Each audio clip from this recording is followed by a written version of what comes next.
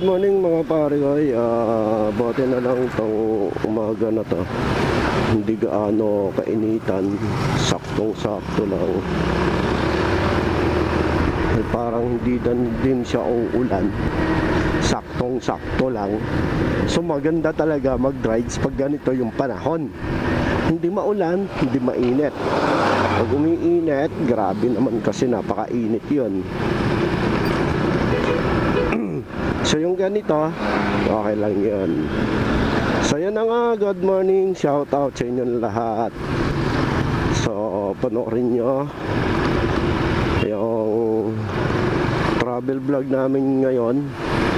Makikita nyo talaga na matraffic yung tricycle. Hindi natingin yan sa likod, walang ano yan. Alam yan, basta makapasok, papasok yan. Hindi yan titingin.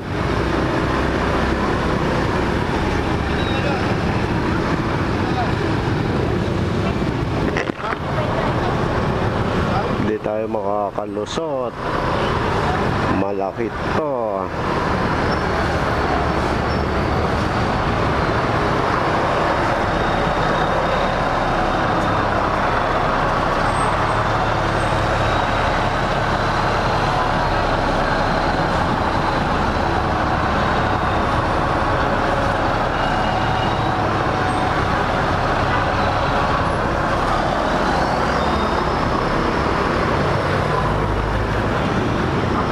Gilid kasi ginawang parkingan ng mga tricycle at mga kotse, lalo na pag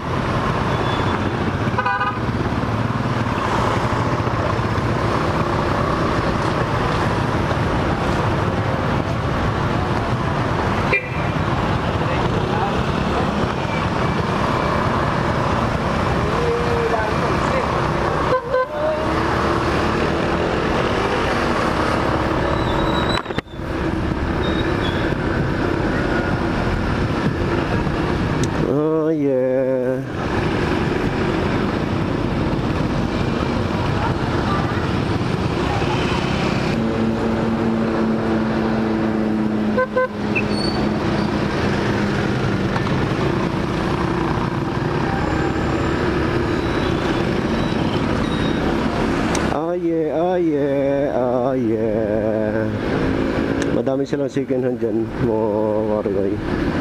Dito sa ano ngayon sa Michoacán, madami silang second hand. Grabe yung usok ng jeep, nasa una natin, sakit sa mata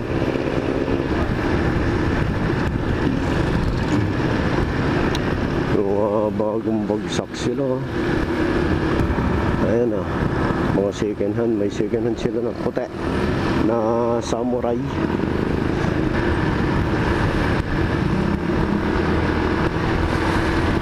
Maganda naman yung samurai, but may mga second hand. Siguro hindi yon yung kaya binabalik nila yung samurai, hindi yon doon dahil sa may sa may problema yung motor.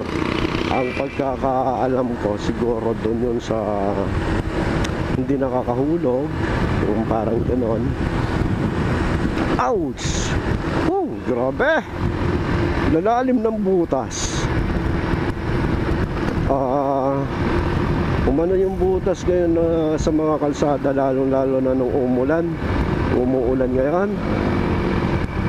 Kasi yung kalsada, pag nabababaran dito ng tubig, tapos sa dadaanan ng mga malalaking truck, yun, natatanggal yung mga nilalagay nilang mga espalto dyan. Kaya lumalaki ulit yung mga butas, lumalabas.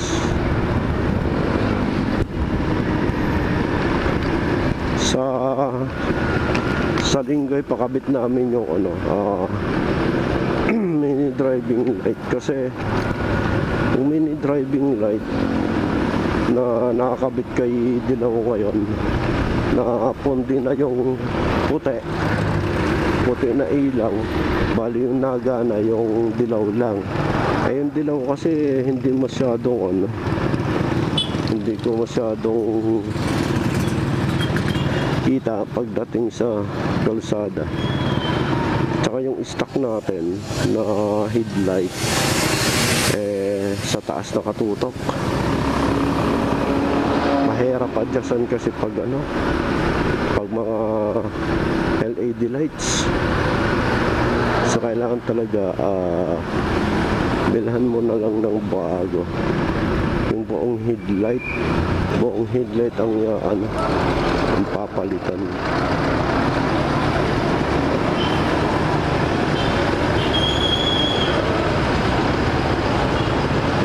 Yan yung side mirror. Okay na yan.